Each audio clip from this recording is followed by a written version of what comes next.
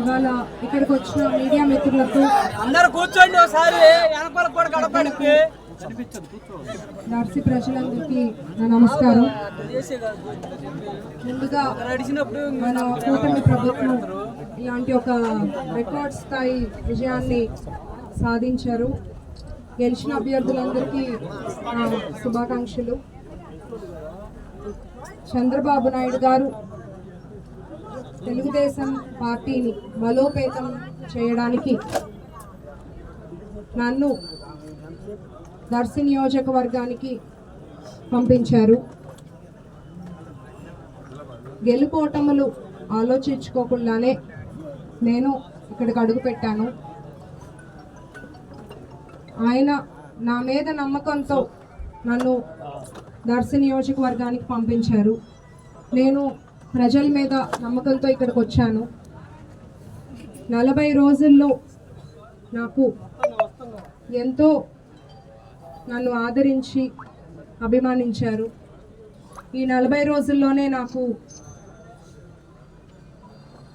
సుమారుగా 99,433 ఓట్లు పడ్డాయి. దగ్గర 1,00,000 ఓట్లు పడ్డాయి. అతి తక్కువ 2,400 ఓట్లతో ఓడిపోయాను.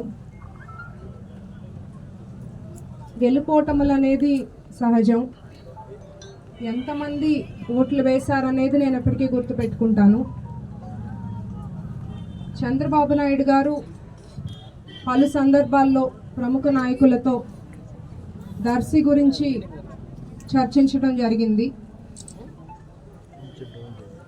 వైసీపీ 25,30,000తో గెలుస్తానన్న నియోజకవర్గాన్ని 40 రోజుల్లో టీడీపీ గెలుస్తుంది అనే స్థాయికి తీసుకొచ్చారు అని పలు సందర్భాల్లో ప్రముఖ నాయకులతో ఆయన చర్చించారు. ప్రముఖ నాయకులు మళ్ళీ నాకు ఫోన్ చేసి చంద్రబాబు నాయుడు గారు నేను ఒక ఉదాహరణగా చూపించారు అని నాకు తెలియజేశారు. అలా విన్నప్పుడు చాలా మంచిగా అనిపించింది. రాష్ట్ర స్థాయి గుర్తింపు వచ్చింది దర్శికి. నాకు మంచి గుర్తింపు పేరు వచ్చాయి. అది నేను నా గొప్పతనం అని ఎప్పుడూ అనుకోను.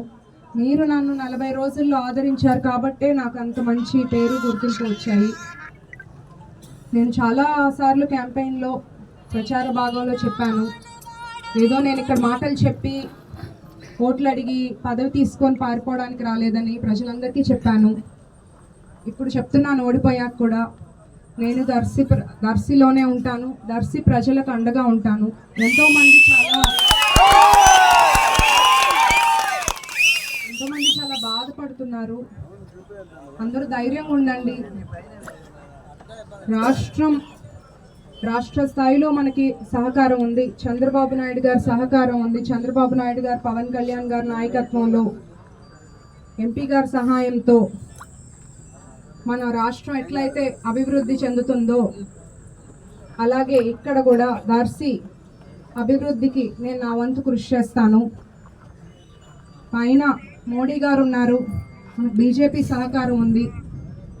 మోడీ గారిని డైరెక్ట్గా కలవలేకపోయినా నాకు బీజేపీ పూరంధేశ్వరి గారు సుపరిచితులు. కేంద్ర సహకారం ఉంది, రాష్ట్ర సహకారం ఉంది. నేను దర్శిలో మాట ఇచ్చినట్లుగానే అన్ని అభివృద్ధి కార్యక్రమాలు చేపడతాను. ప్రజలకు ఎప్పుడూ అండగా ఉంటాను. తెలుగుదేశం, జనసేన, బీజేపీ క్యాడర్ ఎంతో కష్టపడ్డారు. 40 రోజుల్లో అంత కష్టపడ్డారు కాబట్టే ఇంత గట్టి పోటీ ఇవ్వగలిగాము. నేను ఈ 5 ఏళ్లలో ఇంకా కష్టపడతాను. ఇంకా ఎక్కువ నమ్మకాన్ని సంపాదిస్తాను ప్రజల దగ్గర. ఇప్పుడు నా వంతుగా నేను ఇక్కడ చేపట్టబోయే మొదటి కార్యక్రమం నా వైద్య వృత్తికి సంబంధించింది. దర్శిలో జూలై 1 డాక్టర్స్ డే సందర్భంగా ఉచిత మెగా మెడికల్ క్యాంప్ పెట్టబోతున్నాము. ఎలక్షన్స్ అయిపోయాయి. ఇప్పుడు పార్టీలను తీసుకురాకుండా ఈ క్యాంప్ విషయంలో తెలుగుదేశం కాదు, వైసీపీ కాదు, కాంగ్రెస్ కాదు, దర్శి ప్రజల కోసం, వాళ్ళ ఆరోగ్యం కోసం ఈ క్యాంపు పెడుతున్నాము. ఇది వాళ్ళకు ఉపయోగపడుతుందని నేను ఖచ్చితంగా నమ్ముతున్నాను. ఇలా నేను ఎన్నో కార్యక్రమాలు చేస్తూ ఎప్పుడు నేను ఇక్కడే ప్రజలకు అండగా ఉంటాను. ముఖ్యంగా మహిళలు నన్ను ఎంతో ఆదరించారు. మహిళలకి నేను ఎప్పుడూ అండగా ఉంటాను. మీ అందరికీ నేను ఒక ఫోన్ కాల్ దూరంలోనే ఉంటానని మనవి చేస్తున్నాను. అందరూ ధైర్యంగా ఉండండి. ఓడిపోయిన చోటే గెలిచి చూపిస్తాను.